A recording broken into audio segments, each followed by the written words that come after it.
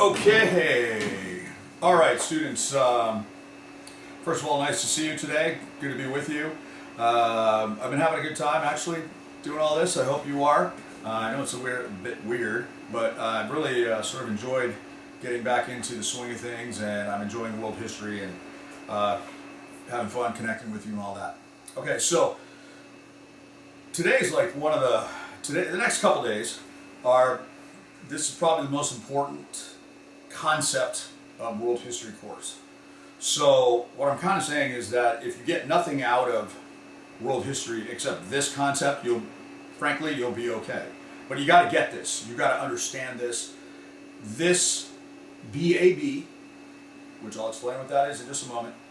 BAB explains history, no matter where on earth you want to look, or from whatever time period on earth you want to think about.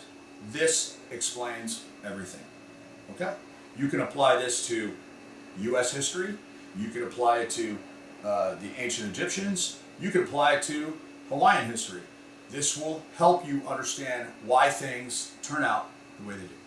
All right? Are we ready? You got to get this. All right, here we go. Now the BAB, ladies and gentlemen, is short for something, but let me get started here and tell you what is the real name of this discussion.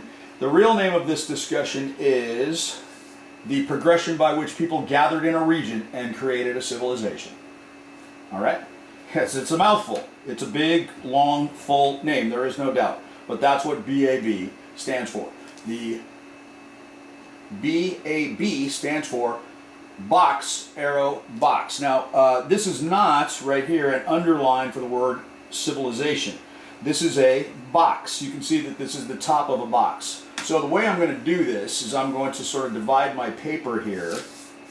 BoxArrowBox. I'm going to divide my paper here maybe into thirds, and I'm going to put the boxes over here on the left-hand side, and then I'm going to put leave space over here for any notations that I may want to make along the way. How's that sound? Because you can see the very first box here. Okay, so progression. What word do you see in there? I see the word progress. What does progress imply? Progress implies we are going from one particular place to another place. We're going to go from one step to the next step. And I think progress usually means, I think most people agree, it means moving in a particular positive direction. All right? The next thing I would sort of say here is civilization. What the heck does that mean?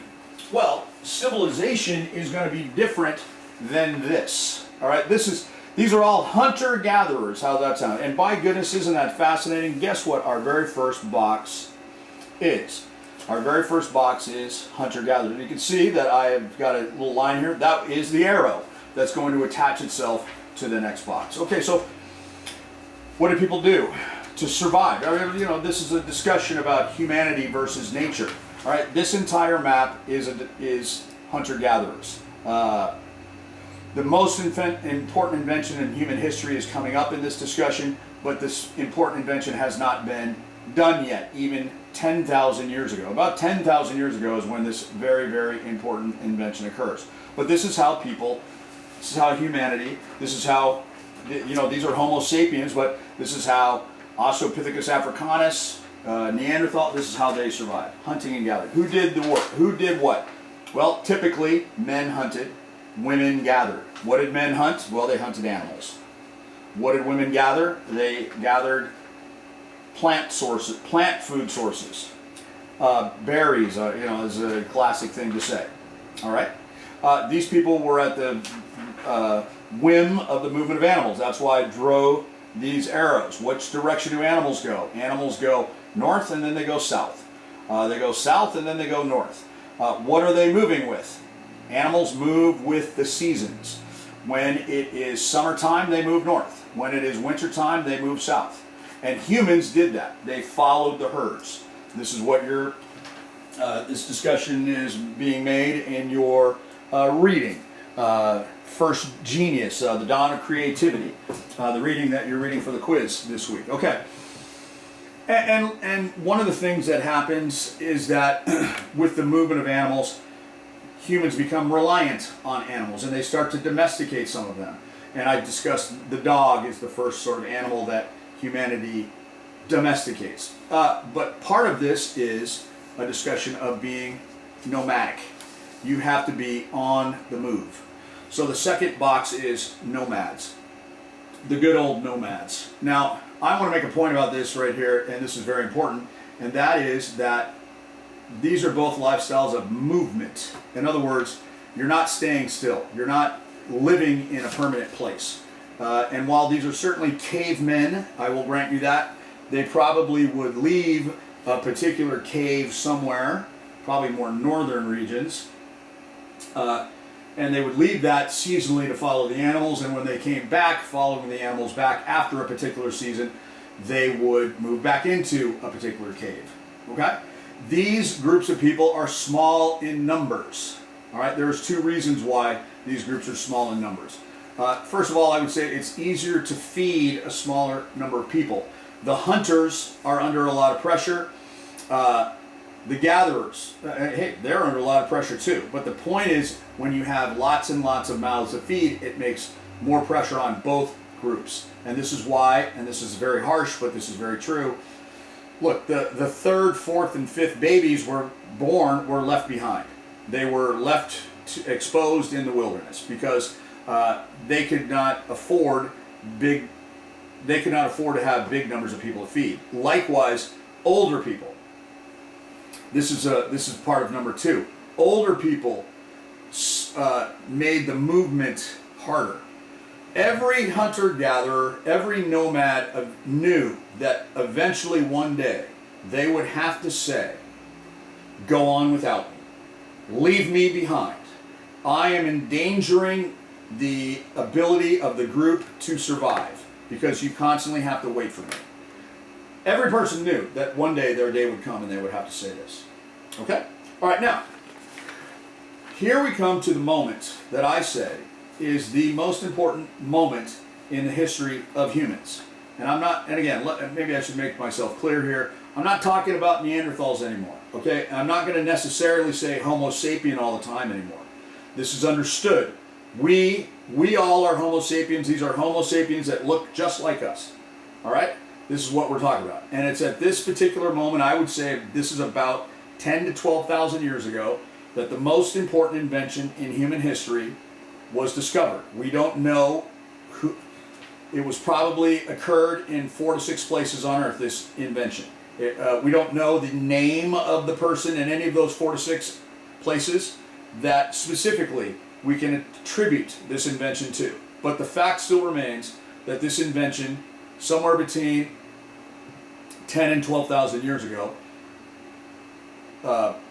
BP, before present, is the most important invention of all time. Have you figured out what it is? That this invention is agriculture. This is by far the most important invention that humans have ever come up with. Why, Mr. O'Brien? Well, several things. But first of all, the obvious thing I would say, and here's my point I've already made, agriculture is worldwide, but it's really only been invented, it really was only invented in 4 to 6 places. It was introduced and brought to other places. But the key here is what now ends. These legs of movement that we have up here suddenly are no longer needed, are they? And suddenly, what does agriculture give us? Agriculture gives humanity what I call permanence. Now, do you have to leave baby 3, 4, 5 behind? No, you're not going anywhere. Do you have to leave grandma and grandpa behind? No, they don't have to be left behind because you're not moving anymore. So now, this is the key thing. What happens to the population? The population, these lifestyles are small in number. This is a lifestyle where there are large numbers of people. There are lots and lots of people in these societies because people are permanent. And I would also add what is being produced right there, food. You don't have to go out and get the food. You don't have to go out and search the food. Many people attribute the invention of agriculture, many scientists attribute the invention of agriculture to women because women were the gatherers and they understood the plants that had the potential for being moved the women eventually said, why do we go to these plants? Why don't we dig up some of these plants and put them over here? And they figured out how to do that. So sometimes agriculture is attributed to women, even though that is a theory and not necessarily proven 100%, but I think it's a very fascinating theory. Now, as the population grows, and look, where is the logical place to put agriculture? Right next to a water source, okay? Now, what happens eventually to all of the land right next to the river? Well, it gets taken up. Eventually it gets full. That land next to the river gets filled out. But what do we say is happening to the population growth? It's growing, growing, growing. So where are these other people going to live?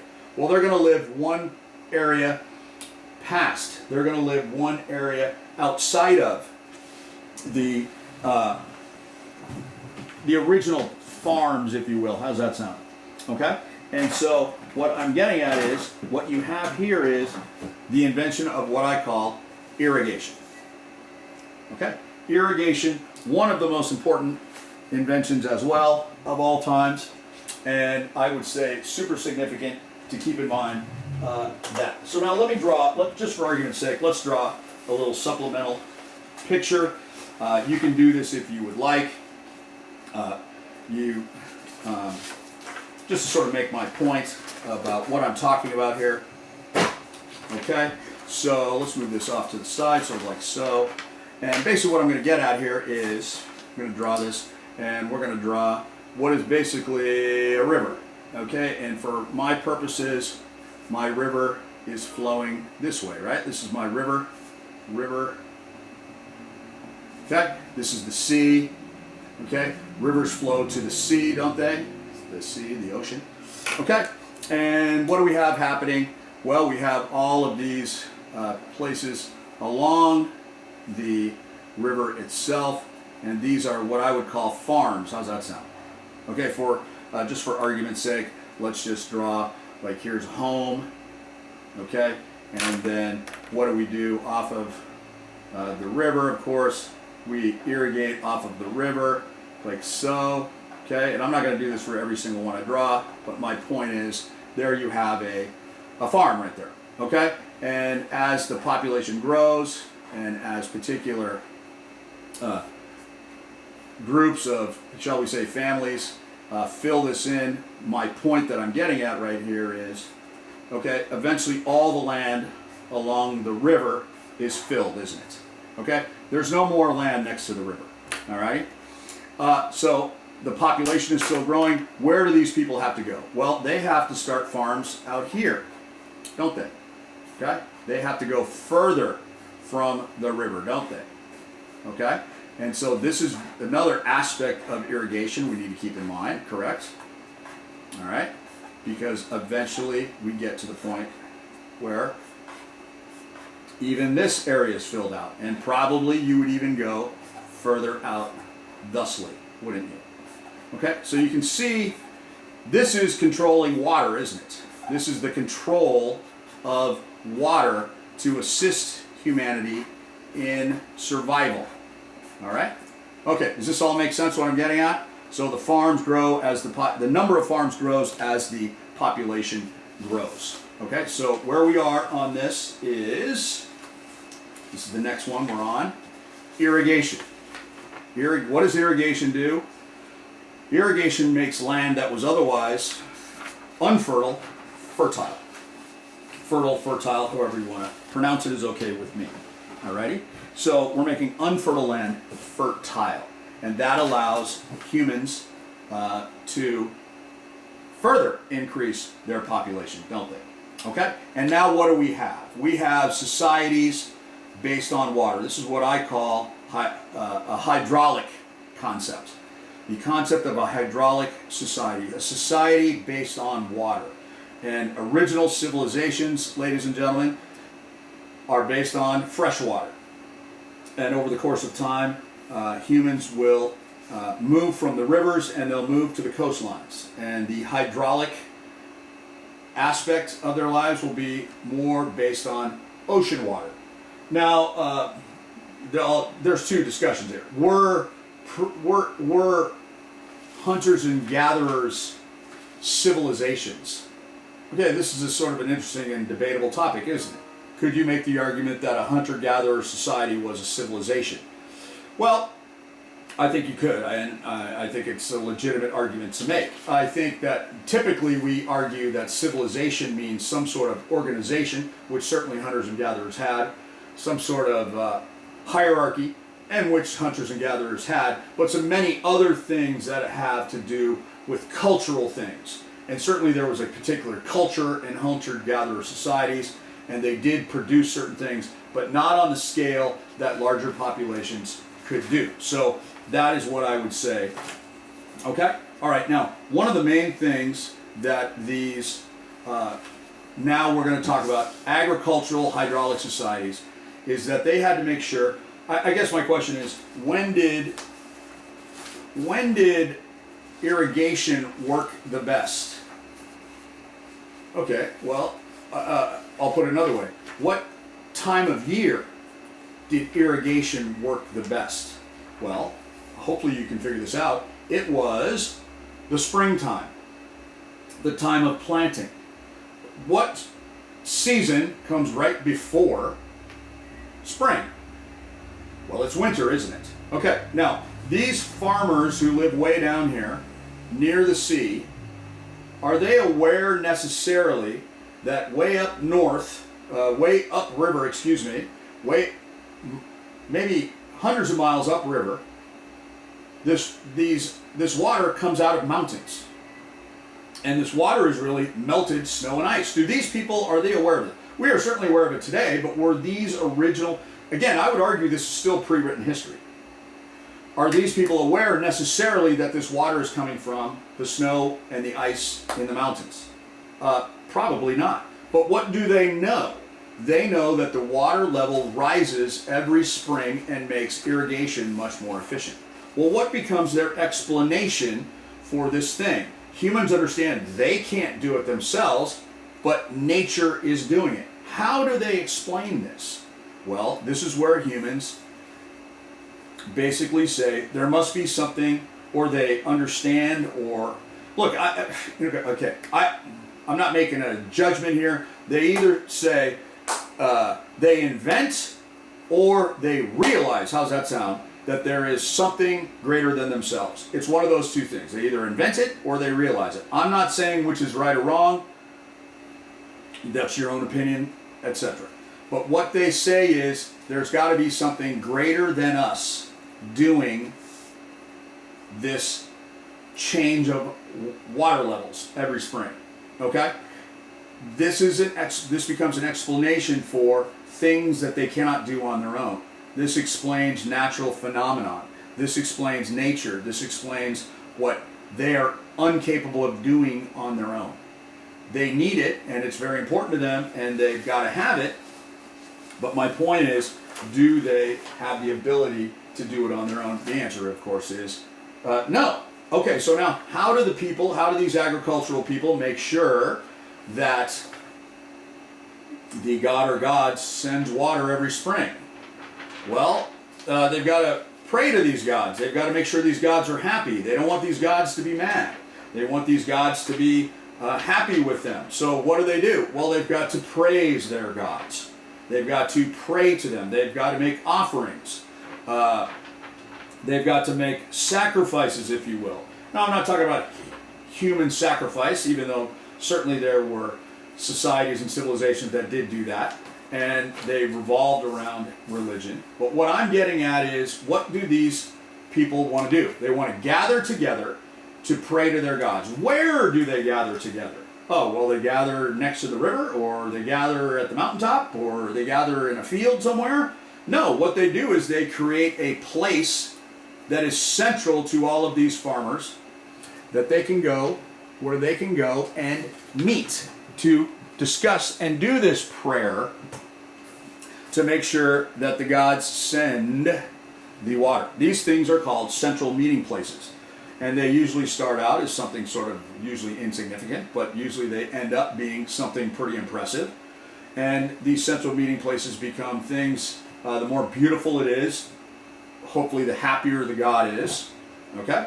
And what you start to see is that people come to these, they come from great distances to these places, and that the people that come great distances, sometimes they need some other service while they're at the central meeting place. So maybe they need somewhere to eat. They need somewhere to stay.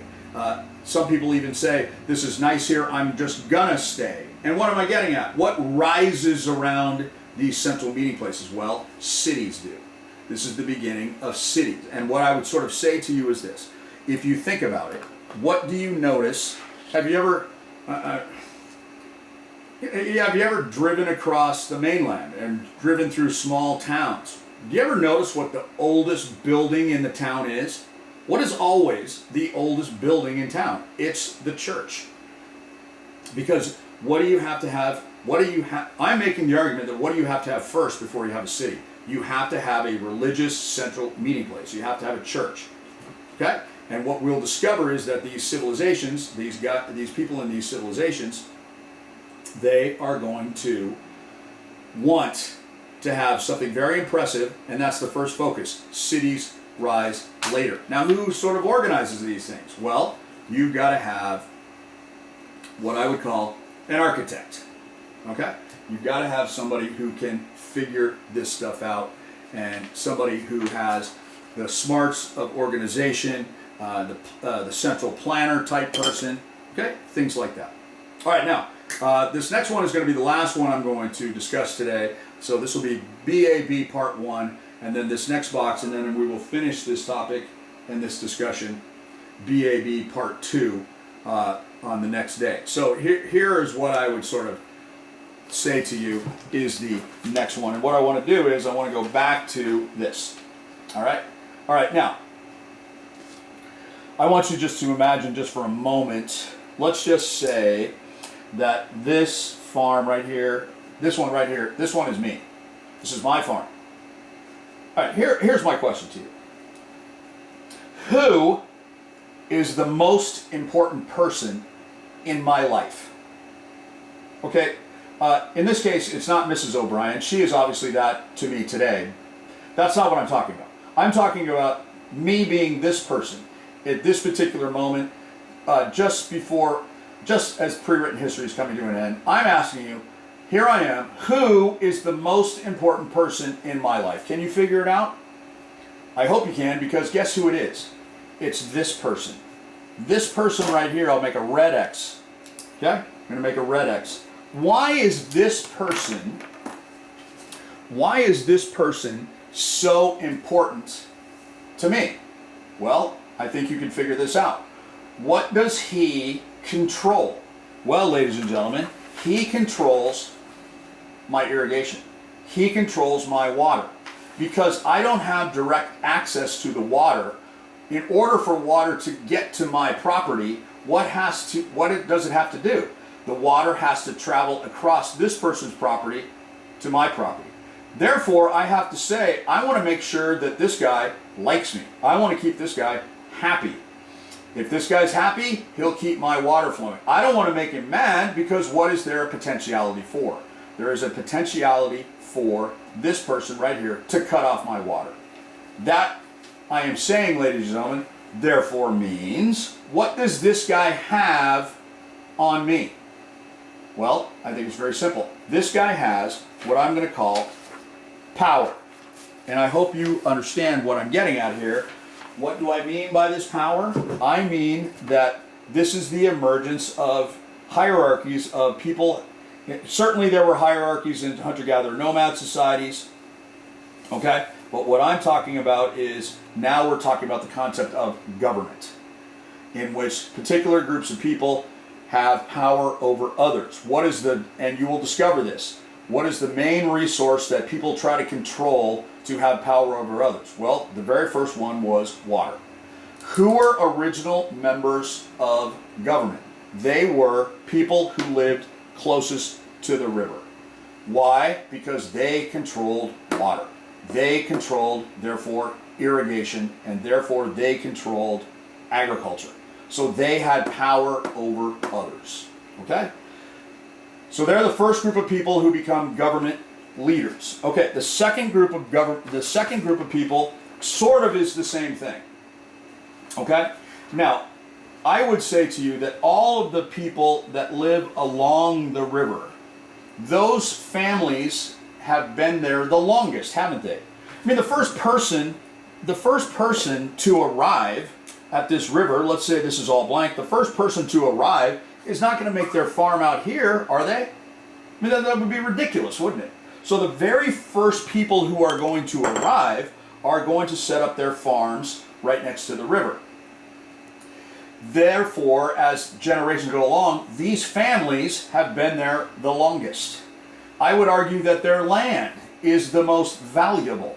Why? It's the most fertile. Don't forget, not only do floods of spring bring water, what else do they bring? They bring soil with them as well. They bring nutrients from the mountains. So therefore, the most nutrient-rich land is going to be directly on each side of the river. Will some of these nutrients get to the farms beyond the one closest to the river? Yeah, I suppose. But what is going to get the benefit of the nutrients of the river first? These farms right here. Okay? And so therefore, if this land is the wealthiest, and if this guy's crops are always the best, this guy is going to have some degree of wealth. Let's say that, here's me again, remember? Let's say that I have a bad year, and that I'm in debt. I owe. Well, who is the one person what is the one thing I have of value? Well, I guess it's my land. Who would be a logical person to sell it to get myself out of debt?